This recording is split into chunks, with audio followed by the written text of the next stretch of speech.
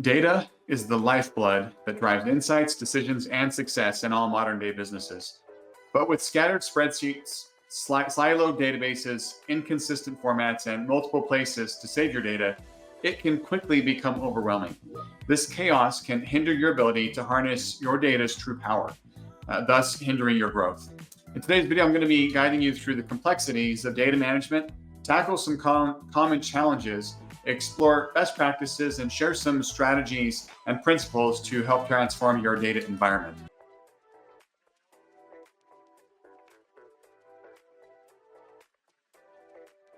Hello, everyone. Happy Friday.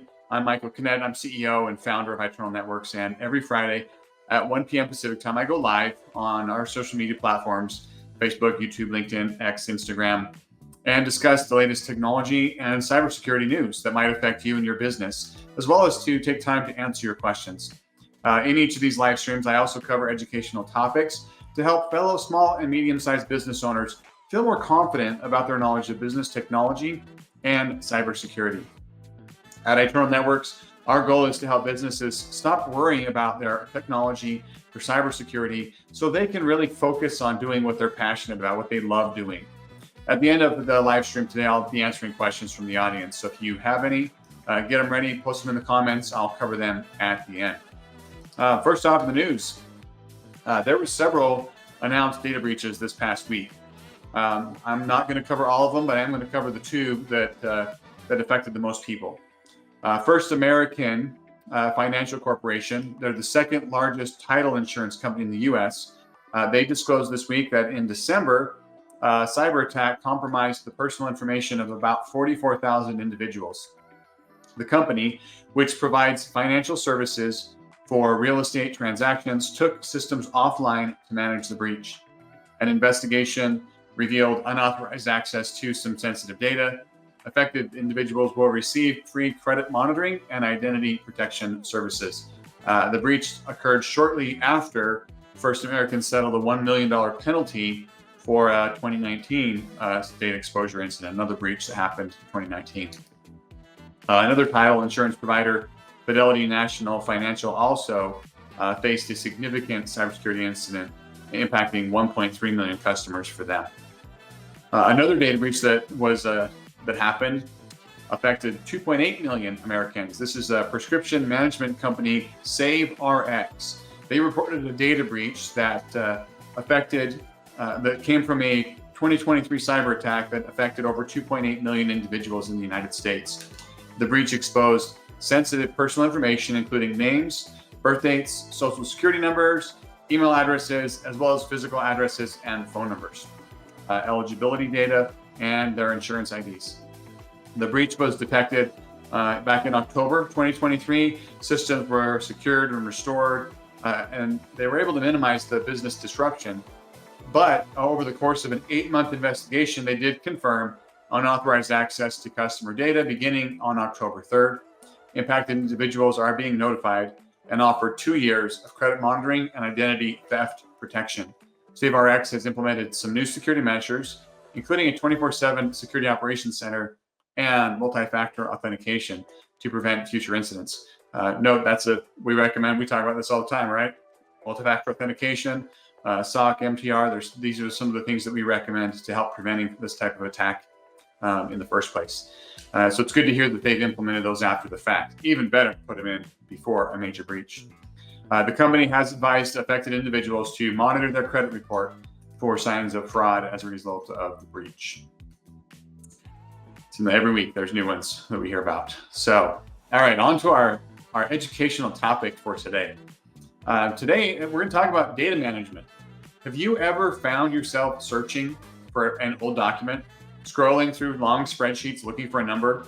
Well, today I'm going to be talking about these situations. We've all faced them at different times, and how you can change your data management thinking to avoid some of these pitfalls.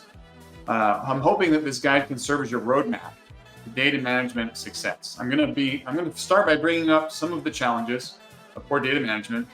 I'm going to cover some best practices for improvement and equip you with some principles and strategies to really transform your company's data landscape. The goal is to go from chaotic clutter, which is what it feels like a lot of days, right, to well-organized and accessible data. So before we get into the strategies and the principles, the things that will help, I do want to cover the 4 primary pitfalls of poor data management. The consequences of neglecting data management can be far-reaching in your organization. Here's how poor data management can cripple your business. Number 1, it leads to insufficient operations. Struggling to find the data you need wastes time, wastes resources. Manual processes for data analysis become cumbersome and they become full of errors because of bad data. This hurts your ability to operate efficiently. Some studies have actually shown that 73% of workers spend an average of 1 to 3 hours a day trying to find data. I know if my employees were spending an hour a day finding data, I would find that seems to be excessive. 3 hours a day, that's almost half their day searching for data. So hopefully your organization is closer to the 1 hour, not the 3 hours a day that this study pointed out. But the reality is a lot of workers spend a lot of time trying to find the information that they need to do their job, which leads to horrible efficiencies. All right, the next challenge, right? Poor decision making. Inconsistent or inaccurate data leads to flawed insights. Without reliable data, you risk making decisions based on that faulty information, which could potentially jeopardize your growth opportunities or hold back some of your strategic initiatives.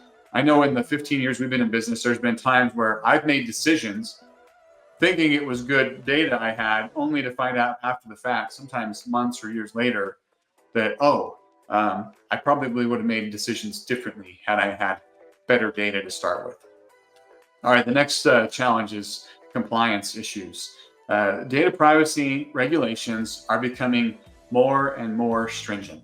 Poor data management makes it difficult to comply with these regulations, which could result in hefty fines and reputational damage. If you don't know where your data is, how are you going to secure it to align with those compliance and with those needs and regulations? So it's important that you have things organized and structured in a way that you know what's what and where it is, and that it can be compliant with those regulations. All right, the 4th challenge I want to talk about, this is not necessarily related to decisions that you're making and stuff, although it does relate, but it's reduced customer satisfaction. Inaccurate customer data can lead to poor customer experiences. For example, if you don't have the right contact information, your customers, your clients, the end users might not be receiving the communications that you think they're receiving related to your services. Outdated customer preferences can result in irrelevant marketing campaigns. Maybe you're sending them stuff that you shouldn't be because things aren't correct in your documentation and your data. All right, now before I get into the strategies for data management, I do want to point out 5 key principles of effective data management that these strategies that I'll be talking about should be based on. Developing a robust data management strategy is crucial. It can unlock the true potential of your data.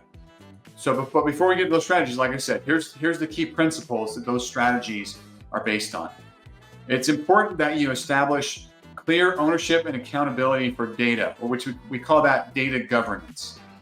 Define roles and responsibilities for data creation, storage, access, and maintenance. Who's responsible for creating documents? Who's responsible for approving, for where they're stored, for access, maintenance, upkeep? All of that needs to be clearly defined and as part of your core principles leading to those strategies. All right, the next is you have to have data quality measures. These should ensure data accuracy, consistency, and completeness. Regular data cleansing processes are essential to remove errors and inconsistencies. And related to that is standardizing your data, right? Build standards that will ensure consistency in how your organization formats, stores, and defines data. It should be the same across departments and across systems. Use standardized naming conventions. If your documents have multiple versions, include that in your standards so that you know which version of the document it is, and make sure that you know where it should be stored and it's in a structured environment.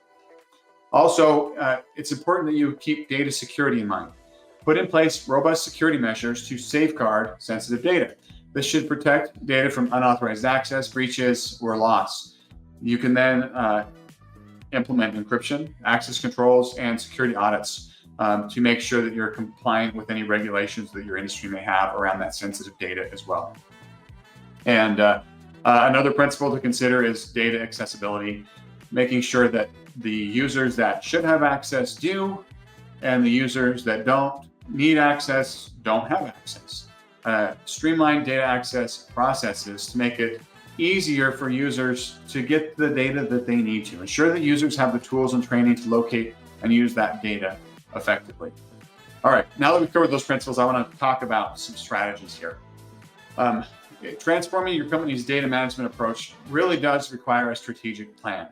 So here's some actionable strategies to consider. So these are things that you can, jot down some notes, watch this replay again. These are things that you can take actions on. That's what the point of this is, right? First, conduct a data inventory to identify all your data in your company. Find out the source of it, where is it stored, who's using it. Understanding the purpose of each data set and how the organization uses it is critical in implementing an overall data management strategy. You got to know what you have, where it is, where it comes from, and who uses it, right? Those are kind of the key steps, is that first step to implementing a data management strategy. Technology can be your ally in doing this, in data management. So it's important that you use and invest time in data management tools. Explore data management solutions that have features like data cleansing, data warehousing, data visualization. These all will make it much easier to manage the data in your organization. Also, it's important to document your data management policies and procedures. You got to develop them, document them, make sure that they're clear and that your entire team has access to them.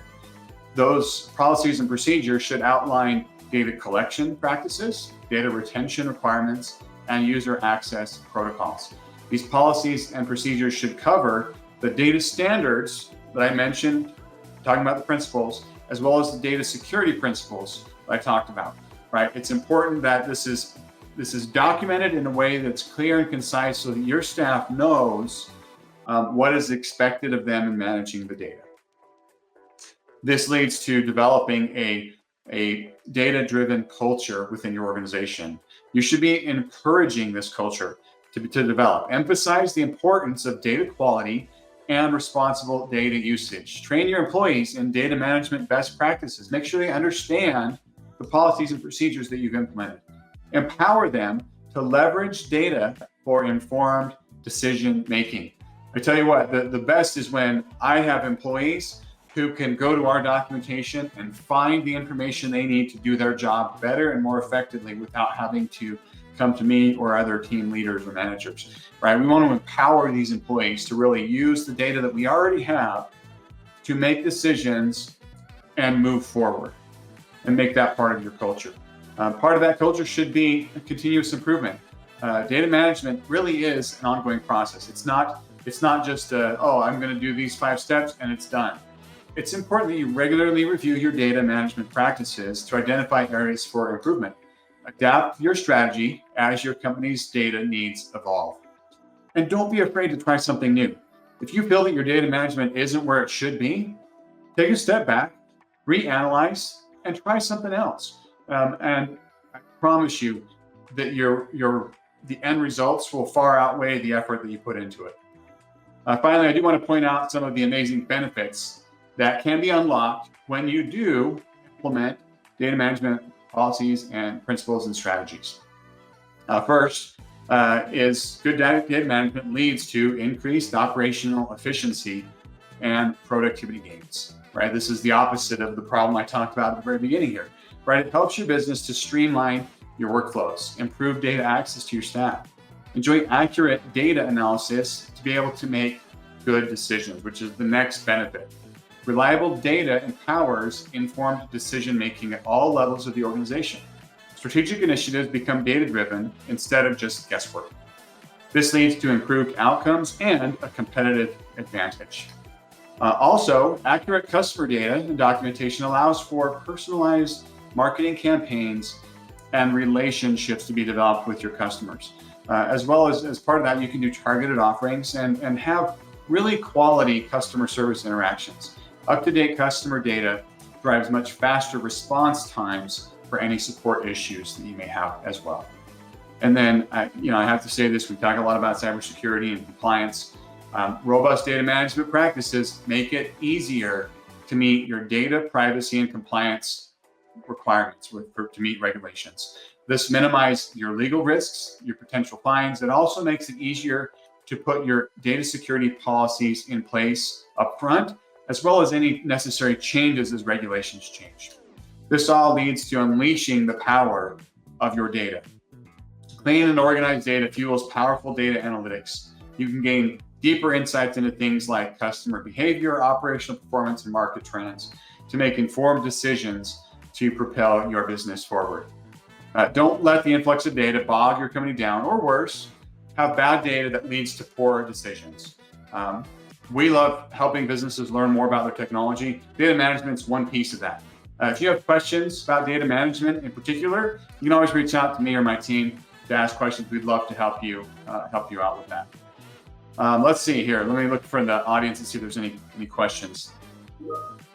All right, Amber, appreciate the comment here. Good question. What would be your advice for businesses that still handle things with pen and paper and don't feel like they need to update their practices? Really, it doesn't matter whether you're pen and paper or digital. You still have to have data management practices and policies and strategies in place. It just may be a filing cabinet in the corner instead of a computer system. You still need to know what data you're collecting, how is it organized, how can your team access it when they need to, how can you secure it, especially if there's any confidential or personally identifiable information in those documents, right? So all the same things still apply. It's just more of a physical world with pen, paper, filing cabinets, etc., as opposed to electronic filing. Great question though, because there are still, we all know, we could probably think of a business that we know that still does a good amount of their stuff with pen and paper as part of their operations. So I don't see any other questions from the audience. So I do want to point out a reminder here, business owners that are eager to stay on top of cybersecurity challenges in your industry, we have an opportunity for you to join with us. We meet, typically we meet every Thursday. Next week, we're not. I'm going to be on site doing a large project for a client. So next week we're skipping. We'll be doing it the following week. But typically every Thursday, 1 p.m. Pacific time, we do a free cybersecurity briefing. It's a fantastic chance to connect and to talk with our team about the latest tech and cyber issues that are affecting your community, your industry. What makes our briefings unique is that we tailor the session to the industry of our attendees. We ask that you register so that we know a little bit more about you, so that we can provide targeted insights to meet your business's needs. I'm ready to stay informed and empowered. You can check out the available dates via the link below. Emily will post that. Or you can scan the QR code on the screen in the top corner. See if I can get it right here. It's on this side up here, right there, cybersecurity briefing. Scan that QR code and secure your spot today for one of our next sessions. Thanks for joining. Like I said, if you have any questions or comments, you can always contact me via direct message. You can comment on any of our social media platforms. We get notifications of all those. You can call us, you can email us, you can go to our website at itnet.works. There's forums, there's lots of ways of getting in touch with us. We'd love to hear from you. We'd love to know what questions you have, and we'd love to ultimately help you not worry about your technology and cybersecurity so that you can focus on what you love doing. Have a great weekend, and we'll see you next week.